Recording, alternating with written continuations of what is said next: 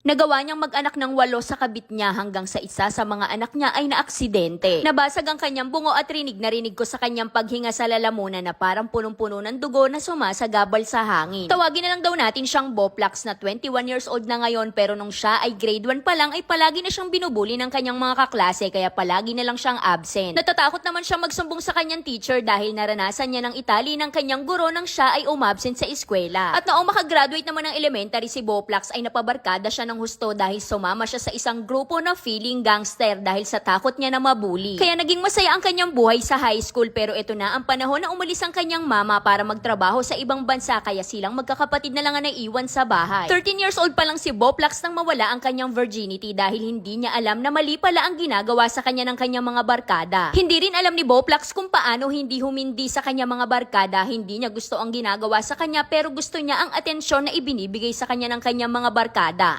16 years old na si Boplax na ma-realize niya na mali pala ang ginagawa sa kanya ng kanyang mga barkada dahil napansin niya na palagi na lang silang nagtatago. At simula noong nagkaroon ng pandemic ay sobrang daming bagay na nabago sa buhay ni Boplax dahil hindi na siya lumalabas ng bahay at puro cellphone na lang. Kahit pagpasa ng module ay hindi na magawa ni Boplax dahil nahihiya na siyang lumabas ng bahay at natatakot din siya sa kanyang mga teacher. At simula noong palagi na siyang nasa bahay ay naintindihan na ni Boplax na hindi pala normal ang sitwasyon ng kanilang pamilya dahil kabit lang ang kanyang mama. Habang ang papa niya naman ay nagpupunta lang sa bahay nila araw-araw para abutan sila ng pagkain. Kaya hanggang ngayon ay galit pa rin si Boplax sa kanyang papa dahil nagawa ng papa niya na mag-anak ng 8 bata sa kabit niya. Palagi din itong sinasabi sa kanyang mama na mahal siya pero palagi namang umuwi ang kanyang papa sa tunay niyang asawa. Sobrang dami din pangako ng kanyang papa sa kanyang mama na hindi natupad kaya nag-decide na lang ang kanyang mama na mag-abroad na lang. Nagretiro na sa pagkapulis ang papa ni Boplax kaya simula nang makapag-abroad ang kanyang mama ay palagi itong inuuto ng kanyang papa na ipadala ang lahat ng pera sa kanya. Sobrang naging istrikto sa kanila ng kanilang papa dahil kahit lumabas lang sila ng bahay ay nare-report agad ng mga kapitbahay nilang chismosa. Kaya isang beses ay nasabihan ng kanyang papa ang ate ni Boplax na sobrang landi daw nito na babae dahil umaangkas daw ito sa motor ng ibang lalaki. Kaya tinext agad ni Boplax ang kanyang papa na hindi ganong klase ng babae ang kanyang ate kaya sobrang sakit na lang nung para kay Boplax dahil nakikinig ang papa niya sa mga kapitbahay nilang chismosa. Hanggang sa magkaroon ng sakit sa puso ang kanilang papa at ilang beses na rin itong na-stroke kaya hindi na sila makakuha ng oras para makagala. At noong mga panahon na to ay sobrang broken ng ate ni Boplax dahil galing siya sa isang napaka-toxic na relasyon. Kaya kung saan-saan na lang gumagala ang ate ni Boplax at kung sino-sinong lalaki na lang ang kanyang kinikita at ginagala siya ng mga lalaking nakikilala niya. Kaya nung minsan ay napadayo sila ng kanyang ate sa isang inuman at sinundo naman sila ng lalaki na nakilala ng kanyang ate. Mag-aalas 3 na ng madaling araw nang maubusan sila ng yelo kaya bumili ng yelo ang kanyang ate kasama ang isang lalaki. Umalis sila ng nakamotor habang si Boplax naman at isang lalaki pa ang naiwan sa bahay na kanilang pinag-iinuman. Nang bigla na lang isang lalaki ang pumasok sa loob ng bahay at sumisigaw na naaksidente ang kanyang ate. Hindi naman masyadong kinabahan si Boplax dahil sa pag-aakala niya na baka nagasgasan lang ang kanyang ate. Pero noon dumating na si Boplax sa lugar kung saan pinangyarihan ng aksidente ay nakita niyang nakabulagta ang kanyang ate at may tumutulong dugo sa kanyang bibig. Pinipilit pang igalaw ng kanyang ate ang ulo niya pero parang halos hindi na siya humihinga. Kaya umuwi agad si Boplax sa bahay nila para ipaalam agad sa kanyang kuya at agad naman silang pumunta ng ospital. Pero masyadong napuruhan sa ulo ang kanyang ate kaya kailangan niyang ilipat sa mas malaking ospital. Dito ipinaliwanag sa kanila ng doktor na wala ng pag-asang mabuhay ang kanyang ate dahil napuruhan ang kanyang ulo at nawasak ang kanyang bungo. Pero sa huli ay nagdesisyon pa rin ang kanilang pamilya na kumuha ng machine para madugtungan ang buhay ng kanyang ate. Pero hindi pa natatapos ang isang araw ay nagsabi na ang kanilang mga kamag-anak na ipatanggal na ang machine dahil wala na rin naman daw pag-asa ang kanyang ate. Umuo na lang din si Boplax dahil hindi niya kayang makita ang sitwasyon at rinig niya ang paghinga ng kanyang ate sa lalamunan na parang punong-puno ng dugo na nakaharang sa hangin. Nung una ay ayaw pumayag ng kanyang mama na ipatanggal ang machine dahil naniniwala pa rin siya na may pag-asa. Pero sa huli ay nakumbinsi din siya kaya ito ang pinakamalaking pagsisisi ni Boplax. Nangyari ang lahat ng ito nitong nakaraang taon kaya wala pang isang taon simula nang pumanaw ang kanyang ate at sariwa pa ang lahat ng pangyayari sa kanya. Dahil umalis sila ng bahay na magkasama pero umuwi na lang siyang mag-isa at ang ate niya ay nasa kabaong na. Kaya simula noon ay parang mas lalo pang naging rebelde at pasaway si Boplax sa kanyang mga magulang. Nagkaroon si Boplax ng boyfriend na inayawan ng kanyang mama at papa dahil bukod sa may anak na siya sa una ay may bisyo pa siya. Pero bigla na lang nagbago ang kanyang boyfriend at sinabi niya na wala siyang mapapala sa kahit anong bisyo at magbabago siya habang may naniniwala sa kanya. Naging palasimba ang kanyang boyfriend kaya niyaya na din siyang magsimba kaya ang sabi ni Boplax ay sobrang sarap masarap pala sa pakiramdam na makarinig ng mga salita mula sa kanya. Pero kahit naging palasimba na si Boplax ay puro gala at pag-inom pa rin ang kanyang inaatupag dahil palaging puro masasamang salita na lang ang lumalabas sa bibig ng kanyang mama. Dahil puro sarili niya lang nararamdaman ang kanyang iniintindi, pero sa ngayon ay sinusubukan niyang magbago kahit paunti-unti. Pero ang totoong pinoproblema talaga ni Boplax ay ang boyfriend niya na nakabuntis ng ibang babae habang nagluluksa siya sa pagkawala ng kanyang ate. Buwan ng December nitong nakaraang taon ng mambabae ang boyfriend niya at nalaman lang nila nitong buwan ng March na nagbunga pala ang kasalanang ginawa sa kanya. Malakinaan siya ng babae nung nalaman ng boyfriend niya na nakabuntis siya, pero agad niya namang sinabi kay Boplax. At nangako naman ang kanyang boyfriend sa mga magulang na nabuntis niyang babae na magsusustento na lang siya ng pera pero hindi sila pwedeng magsama. Kaya pakiramdam ni Boplax ay parang siya pa ang kabit ngayon at parang sabit lang siya sa buhay ng boyfriend niya. Pero hindi naman ganun ang pinaparamdam sa kanya ng kanyang boyfriend dahil sobrang bait niya at sobrang maalaga. Kaya nahihirapan si Boplax na iwanan ng kanyang boyfriend dahil sobrang dami niya nilang pinagdaanan at parang naging mag-best friend na din sila. Halos sabay na silang nag-grow at nagbago at pareho pa rin nilang mahal ang isa't isa. Nahihirapan akong ipaglaban siya sa pamilya ko dahil kahihiyan para sa kanila na malamang nakabuntis siya ng iba. Matagal ko na siyang pinaplanong hiwalayan pero hindi ko talaga magawa dahil wala naman talagang rason para hiwalayan ko siya. Kaya gusto ko lang pong humingi ng payo kahit alam nyo naman na hindi ko gagawin ang i-advise nyo. Kaya hanggang dito na lang, Ate Charis. At dahil dyan, syempre, pinakauna nyong dapat gawin ay alamin nyo muna kung talagang boyfriend mo ba yung nakabuntis dun sa babae dahil malaki na daw yung tiyan bago pa nila nalaman. Pangalawa, kung talagang mahal nyo ang isa't isa at hindi mo siya magawang iwanan, tanggapin mo na lang na nakabuntis siya ng iba. Pagdating naman sa pamilya, sa una lang talaga mahirap na tanggapin, pero pagdating ng araw, matatanggap din nila yan, bigyan mo lang sila ng panahon. Kung pinakita naman talaga sa'yo ng boyfriend mo na nagbago siya, siguro wag mo na lang isipin yung tungkol sa pakikipaghiwalay, isipin mo na lang kung paano kayo mas magiging matatag. Minsan kasi kaya nababago yung mga desisyon natin sa buhay dahil pinapakinggan natin yung sasabihin ng ibang tao o sasabihin ng mga kamag-anak. Pero alam nyo, pag dumarating na kayo sa punto na naguguluhan na kayo, wala naman kayong ibang dapat na pakinggan kundi yung mga sarili nyo lang. Kasi ikaw mismo sa sarili mo ang nag-iisang nakakaalam kung ano ba talaga ang gusto mong gawin. Kagaya niya na ayaw mo naman talaga siyang iwanan pero nagdadalawang isip ka dahil natatakot ka na baka hindi siya matanggap ng pamilya mo. Pero ang totoo ay wala naman talagang dapat na tumanggap sa mga nagawa niya kundi ikaw.